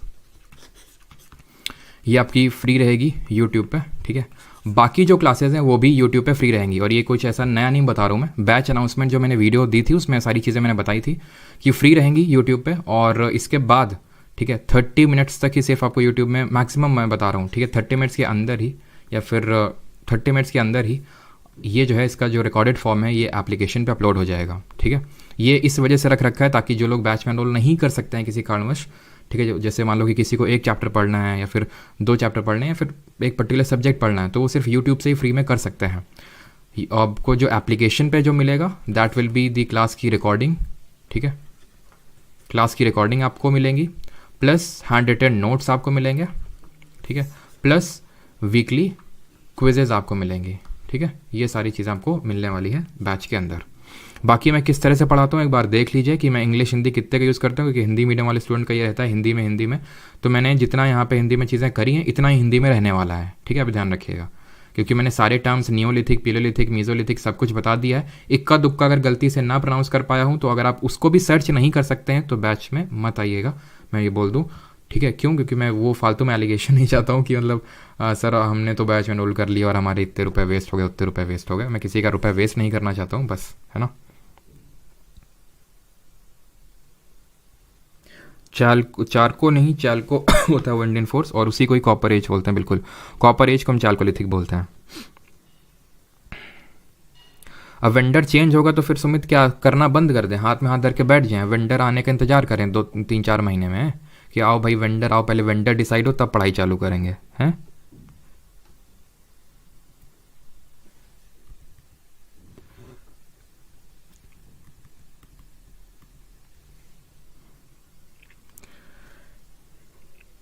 ऐप में ऐप में वो लाइव नहीं, वो उज्ज्वल यहीं पे लाइव होगा, ठीक है। और कल हम लोग का जो टॉपिक रहेगा that will be Indus valley civilisation, IVC, जिसको हम हड़प्पन सिविलाइजेशन ही बोलते हैं।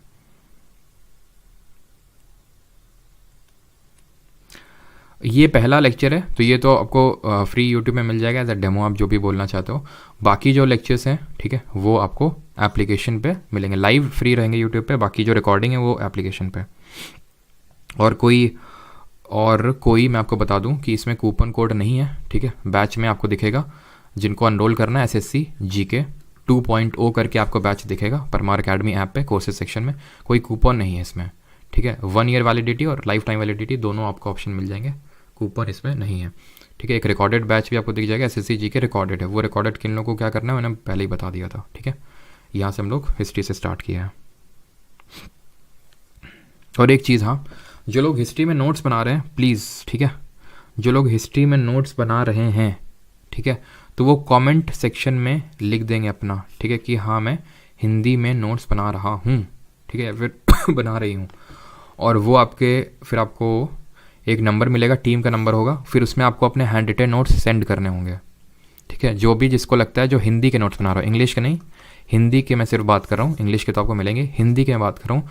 अगर आपको लगता है कि आप काफ़ी अच्छे नोट्स बना रहे हैं, ऐसे बेसिक से नहीं, ठीक है, काफ़ी अच्छे अगर आपको लगता है नोट्स बना रहे हैं, तो आपको एक नंबर या तो मैं दे देता हूँ, वहाँ पे आप सेंड कर दीजिएगा, ठीक है। या तो आप कमेंट में लिख दीजिएगा, चलो मैं आपको नंबर दे देता हूँ, उसमें आप सेंड कर दीजिएगा। एक टीम का नंबर है, ठीक है, मेरा नंबर नहीं है, ध्यान रखिएगा ये। तो उसमें आप इसको सेंड कर दीजिएगा नोट्स को, सिर्फ नोट्स को सेंड करिएगा, ऐसा नहीं कि सर हाँ हम नोट्स बना सकते हैं, नोट्स को सेंड करिएगा। और अगर आपको रिप्लाई नहीं आता है, दैट मीन्स कि फिर आप सेलेक्ट नहीं हुए हैं। और जो लोग सेलेक्ट, जो एक ही बंदा होगा ऑब्वियस सी बात है, तो उसको मंथली कुछ ना कुछ स्टाइपेंड भी मिलेगा। ये मत सोच के आना कि बहुत ज़्यादा मिलेगा, ठीक है, नॉर्मल सा जो है 6307286428, ठीक है, नॉट माई नंबर, ध्यान रखना ये चीज़, ठीक है, उसी हिसाब से मैसेज करना। और ओनली व्हाट्सएप, टीम का नंबर है। कुछ क्वेरी है जो इस यहाँ सॉल्व नहीं हुई है, और डिस्क्रिप्शन में उस वीडियो का लिंक आपको मिल जाएगा जहाँ पे बैच का अनाउंसमेंट किया था, वहाँ सारी चीज़ें आप बैच रिगार्डिंग बताई हैं, तो वहाँ पे भी एक बार उसको देख लीजिएगा, ठीक है। तो यहाँ पे जो हैंड रिटन नोट्स आप सेंड कर दीजिएगा, जो लोग हिंदी के बना रहे हैं, हिंदी नोट्स, ठीक है, जिसको जो सबसे बेस्ट होगा उसको सेलेक्ट किया जाएगा, ठीक है। थैंक यू, मिलते हैं कल at the same time. Thank you.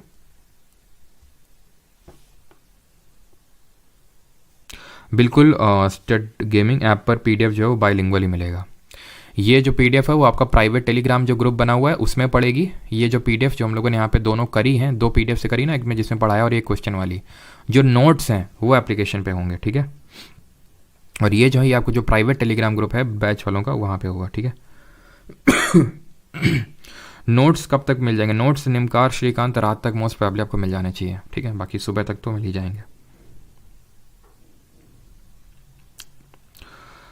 Okay, sorry.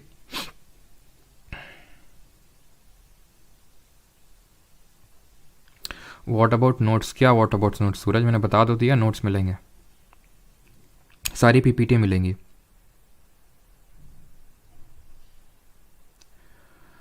SSC GD तक कोर्स हो जाएगा, काफ़ी हद तक हो जाएगा, टोनी स्टार्क है ना।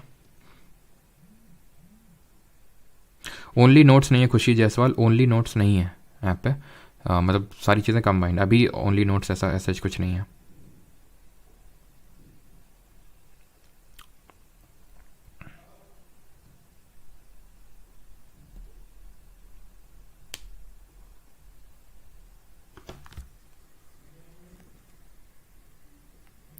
हाँ नहीं, वो नोट्स आपको एप्लीकेशन में ही मिलेंगे।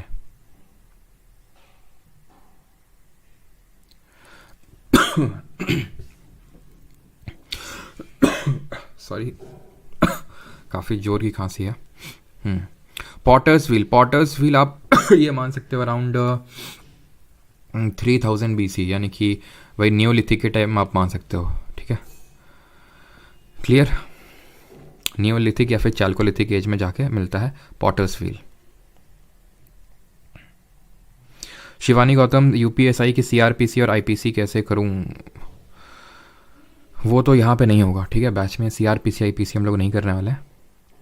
ये पर्टिकुलर वीडियो रहेगा बिकॉज ये फर्स्ट वीडियो, बाकी आगे जो रहेंगे वो नहीं रहेंगे पब्लिक। चलिए भाई, थैंक यू।